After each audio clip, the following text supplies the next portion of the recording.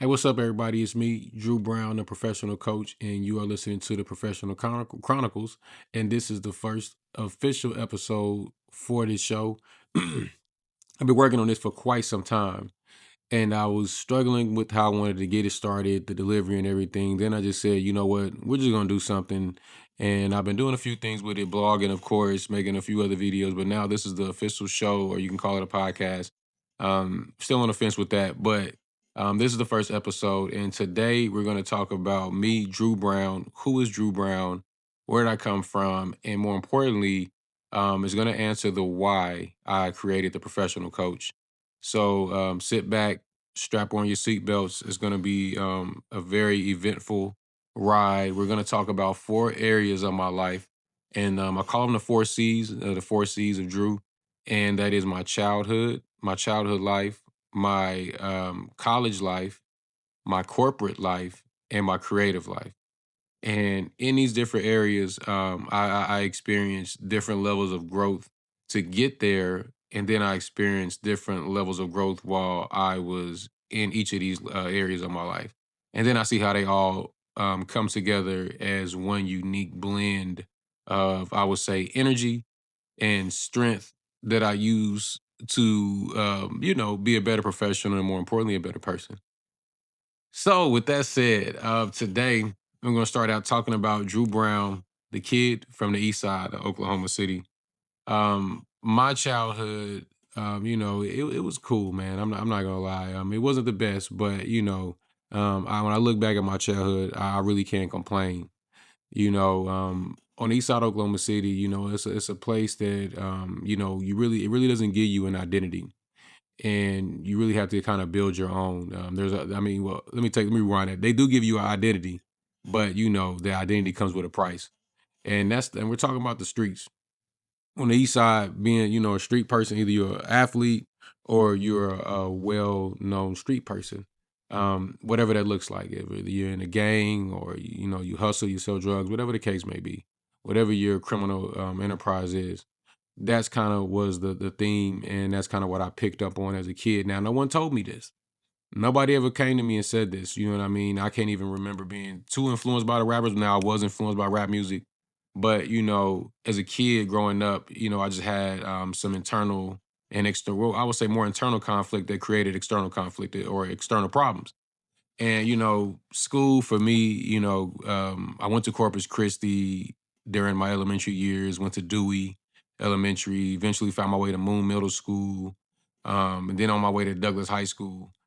And while I can't say the teachers gave me much of a problem, it was kind of like, I would always find, new teachers, new issues would always arise.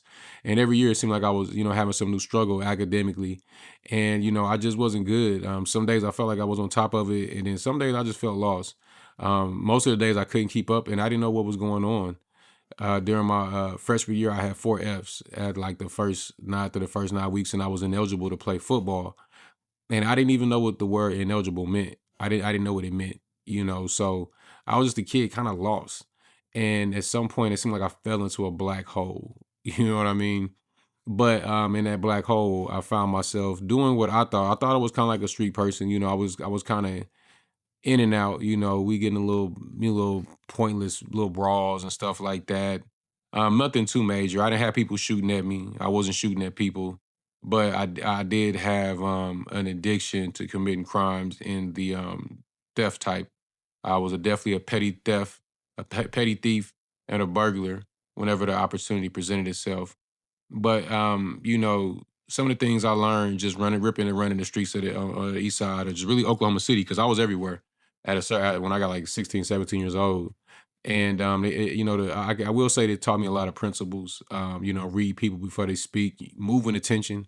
You know, said I learned very, very early. If you're gonna be in it, be in it. If you're not, to stay away from it. Know when to talk. You know what I mean, and when to listen. Because sometimes you can come around certain people, and if you start talking too fast without listening to the people that you're talking to, it can turn out bad for you. And then also to not react and just respond. You know what I'm saying? Like, don't react, just responding.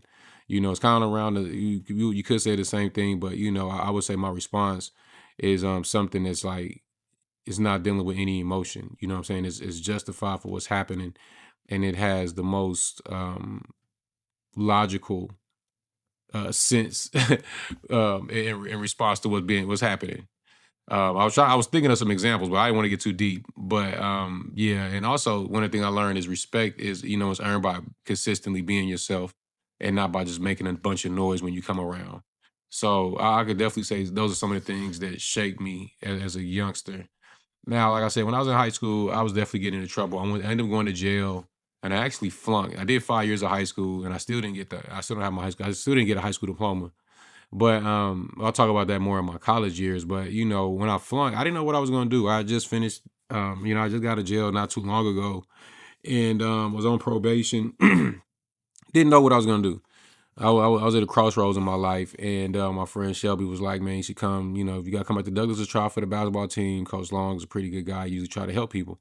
So, as that being my only option, that's what I went for. And I tried out for the basketball team. Unfortunately, I couldn't play because I was a 19-year-old kid, so it wouldn't be fair competitive wise, for me, a young grown person, to be playing against still school age kids. But Coach Long was kind enough to let me stay on the team, practice, and participate as like a kind of I was like the videographer. I used to videotape the games, and I kind of sucked at it. Sometimes Coach Long be watching that tape, and he'd be like, what were you looking at?" He kind of fussed at me sometimes, but I will say that I'm forever grateful for that experience because it definitely kept me out of trouble, gave me something to do and something to apply myself to. And he definitely put the battery in my back with the core belief that if I put my mind to it and I found an opportunity, I can make a college basketball team. So, that's when, the things started to click for me. Like I could do something with this basketball.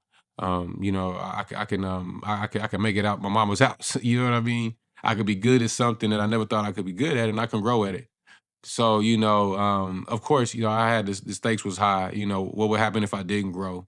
I didn't think about it that far. All I was just like, forget that. I'm just gonna find a way, to make it out because I saw a lot of us getting swallowed by the environment of the East Side, the mentality. And I could definitely say that basketball just taught me skills, how that I could be skilled at different things if I apply myself to it. I could definitely say being on the East Side taught me instincts. You know what I mean? How to really read a room and just react without overreacting by responding properly. And I would say that childhood Drew kind of helped me, shape the blueprint, or yeah, the blueprint and the base for who the professional coach is. And I got that way because I just believe that you can't lead people if you never learn how to lead yourself. And that's what I learned being the kid on the East Side was how to lead myself, even if it wasn't for the best things all the time. But being a kid on the East Side, I can say I definitely learned how to lead myself. So yeah, that's it for this episode. A little longer than I wanted, but it's all good. I hope you like it. Share it with your people, comment, subscribe, and yeah, we'll tap back in with you on the next one. And as always, keep it professional. And remember, the P is for professional. Peace.